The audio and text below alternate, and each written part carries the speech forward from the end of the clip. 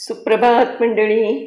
मी निलिमा पटवर्धन आणि एक वेगळीच अशी छान पोस्ट माझ्याकडे आज आलेली आहे, तर ती तुमच्या सगळ्यांच्या बरोबर शेअर करते. 1884 साली एक अघटित घटना घडली. एका विवाहित मुलीनं तिचा नवरा अशिक्षित आहे, व्यसनी आहे, रोगट आहे आणि कफल्लक आहे या कारणासाठी सासरी जाण्यास नकार दिला. हे एक पूरक की काय म्हणून तिच्या नवऱ्यानं बायको माझ्यासोबत नांदायला येत नाही म्हणून कोर्टात सरळ दावाच ठोकला आणि अपेक्षेप्रमाणे आजकालच्या मुलींनी अगदी स्थान सोडलाय. अशा टाईपच्या धर्ममार्तंड आणि तथाकथित संस्कृती रक्षक पत्रकार यांच्या वक्तव्यांना अगदी पूर आला. ही गोष्ट केव्हाची आहे? 1884 सालची बरं का. म्हणजे 150 वर्षा इतकी जवळजवळ जुनी गोष्ट आहे ही.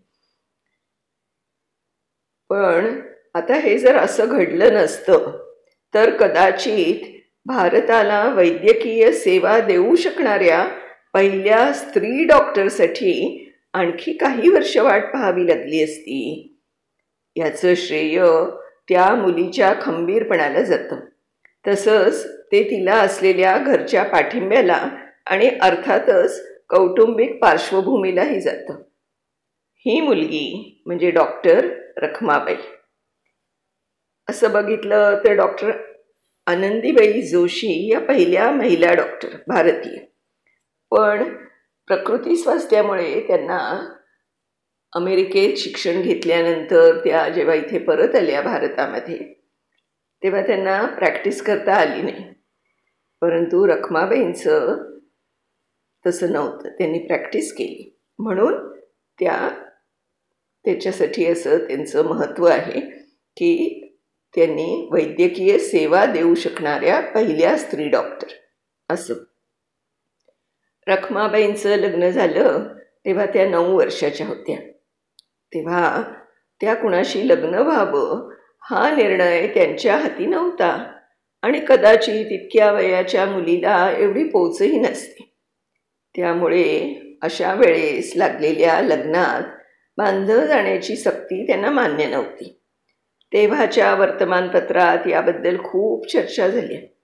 दोन्ही बाजूंनी लोक लिहित होते. तेव्हा रखमाबाईंनी टाइम्समध्ये द हिंदू लेडी नावानं इंग्रजी पत्र लिहिली. भारतातल्या बालवधू आणि स्त्रियांचे हक्क, त्यांच्या अडचणी त्यांनी या पत्रातून मांडल्या. भावना विवश न होता सौम्य परंतु टोकदार शब्दात त्यांनी मनातले विचार उतरवले. बालविवाह, सक्तीचं वैधव्य, पडदा पद्धत अशा काही विषयांवरही त्यांनी लिहिलं. कदाचित असं लेखन करून लोकशाहीच्या मार्गानं स्वतःवरच्या आणि इतर स्त्रियांवरच्या अन्यायाला वाचा फोडण्याचा हा त्यांच्यापुरता मार्ग असावा. परंतु आता तसं झालं तर होतंच. मग अर्थातच हिंदू लेडीच्या या पत्रांनी खळबळ माजली. खटला तर आणखी गाजलाच. परंतु वाईटातून चांगलं एवढं निष्पन्न झालं की या न्यायानं लेडी डफरीन, लेडी रे आणि मिसेस ग्रँट डफ यांनी या हिंदू लेडीला सहाय्य केलं, मदत केली. त्या काळात परदेशात सुद्धा स्त्रियांचं वैद्यकीय शिक्षण तितकं सोपं नव्हतं. असं असताना रखमाबाईंनी भूलतंत्र, सुईणपण, दंतशास्त्र यांचा आणि स्त्री रोगचिकित्सेचा विशेष अभ्यास केला. त्यासाठी वेगवेगळ्या कॉलेजमध्ये जाऊन खास शिक्षण घेतलं. बाळंतपणाचं शास्त्र आणि बाळंतपणातल्या शस्त्रक्रिया या विषयात लंडन स्कूल ऑफ मेडिसिन इथल्या परीक्षेत विशेष प्रावीण्य मिळवलं. त्यासोबत शरीराला मालिश करण्याचं तंत्र आणि त्याचा अनुभवही त्यांनी घेतला. वैद्यकीय शिक्षणात स्त्री पुरुष आपपरभाव न करणाऱ्या या कॉलेजात मुलींना पदवीदान करणं हे मात्र विद्यापीठाच्या कायद्यात बसत नसे.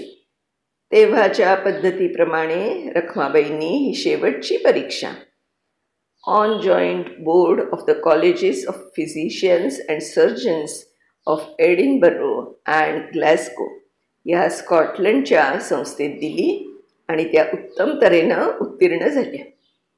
लायसन्शिएट of the Royal College of Physicians and Surgeons ही पदवी मिळाल्यानंतर त्यांचं नाव इंग्लंडच्या मेडिकल रजिस्टरमध्ये सनदशीर दाखल झालं. रखमाबाईंनी डॉक्टरी व्यवसायाची सुरुवात कामा हॉस्पिटलमध्ये केली. इथे त्यांनी केवळ 6 महिने काम केलं, पण त्यांचा वैद्यकीय कार्यकाल हा वयाच्या 60व्या वर्षापर्यंत सुरत आणि त्यानंतर राजकोट इथे गेला. दोन्ही ठिकाणी त्यांनी फक्त व्यवसाय हेच ध्येय न ठेवता सोबत समाजोपयोगी कामही केली. सुरतेत तर पायाभरणीपासून सुरुवात होती. आधी तर बऱ्याचशा स्त्रिया कुठल्याच दवाखान्यात प्रसूतीसाठी जायला तयार नसायच्या. तेव्हा इमारतीत शेळीचं सुखरूप पाळणपण करून खात्री देण्यापासून ते दवाखान्यात प्रसूतीसाठी न येणाऱ्या स्त्रियांचं समुपदेशन तर केलंच आणि त्यासाठी शेवटपर्यंत अथक प्रयत्न करत राहिल्या. उपचारांसाठी आलेल्या स्त्रियांसोबतच्या मुलांसाठी बालक मंदिर स्थापन केलं. समाजाकडून धिक्कारल्या गेलेल्या विधवा आणि त्यांच्या मुलांचं त्या आश्रयस्थान बनल्या. त्यांनी स्त्रियांना पोथ्या पुस्तकं वाचण्यासाठी एकत्र केलं आणि नंतर त्यातून वनिता आश्रमची स्थापना केली.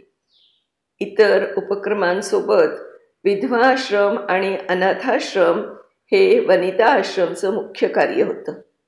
एकीकडे दिवसाचे 18 तास काम, दर शनिवारी आयरिश मिशनच्या दवाखान्यात मोफत सेवा, तर दुसरीकडे समाजकार्य.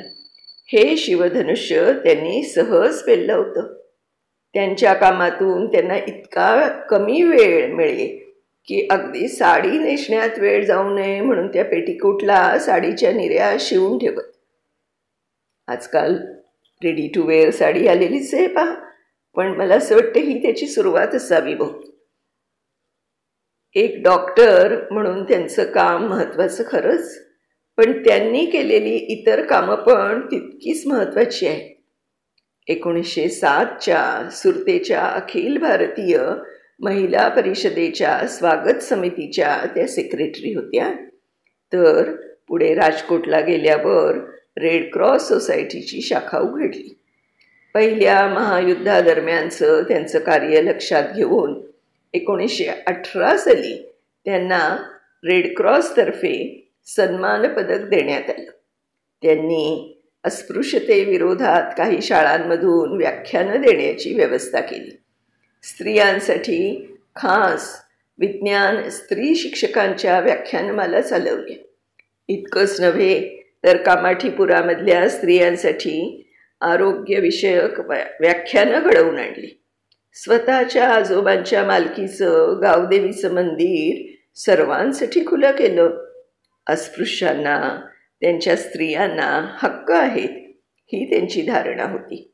अगदी 80च्या घरात वय असताना देखील कुणा एकाकी मुलीला आसरा देणं, तिला लिहायला वाचायला शिकवणं, मिडवाईफगिरीची परीक्षा द्यायला लावणं अशी कामं त्या करत राहिल्या.